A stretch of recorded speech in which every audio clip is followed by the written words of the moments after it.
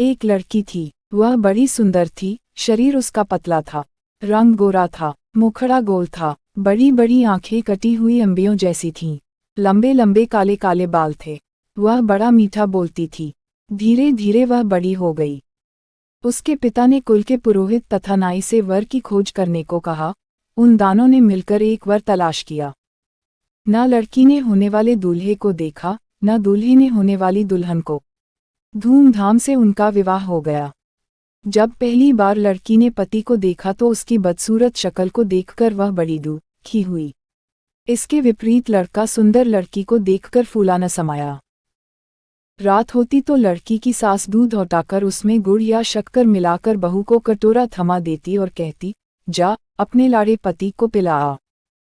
वह कटोरा हाथ में लेकर पति के पास जाती और बिना कुछ बोले चुपचाप खड़ी हो जाती।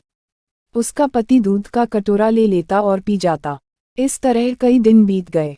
हर रोज ऐसे ही होता। एक दिन उसका पति सोचने लगा, आखिर यह बोलती क्यों नहीं। उसने निश्चय किया कि आज इसे बुलवाए बिना मानूंगा नहीं। जब तक यह कहेगी नहीं कि लो दूध पी लो, मैं इसके हाथ से कटोरा नहीं लूंगा। उस दिन रात को जब वह दूध लेकर उसके पास खड़ी हुई तो वह चुपचाप लेटा रहा। उसने कटोरा नहीं थामा। पत्नी भी कटोरे को हाथ में पकड़े खड़ी रही, कुछ बोली नहीं। बेचारी सारी रात खड़ी रही, मगर उसने मुंह नहीं खोला। उस हठीले आदमी ने भी दूध का कटोरा नहीं लिया। सुबह होने को हुई तो पति ने सोचा, इस बेचारी ने मेरे लिए कितना कष्ट सहा है। यह मेरे साथ रहकर प्रसन्न नहीं है। इसे अपने पास रखना इसके साथ घोर अन्याय करना है। इसके बाद वह उसे उसके पीहर छोड़ आया। बेचारी वहां भी प्रसन्न कैसे रहती। वह मन मन ही कुढ़ती। वह घुटकर मरने लगी। उसे कोई बीमारी न थी। वह बाहर से एकदम ठीक लगती थी। माता पिता को उसके विचित्र रोग की चिंता होने लगी। वे बहुत से वैद्यों और ज्योतिषियों के पास गए, पर किसी की समझ में उसका रोग नहीं आया।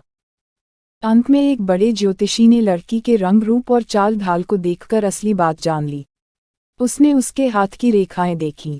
ज्योतिषी ने बताया, बेटी, पिछले जन्म में तूने जैसे कर्म किए थे, तुझे ठीक वैसा ही फल मिल रहा है। इसमें न तेरा दोष है, न तेरे पति का।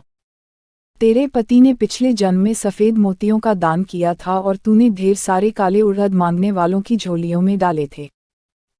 सफ़ेद मोतियों के दान के फल से तेरे पति को सुंदर पत्नी मिली है और तुझे उड़दों जैसा बदसूरत आदमी मिला है।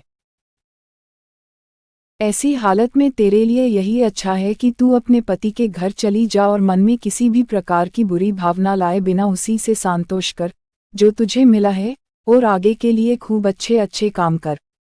उसका फल तुझे अगले जन्म में अवश्य मिलेगा।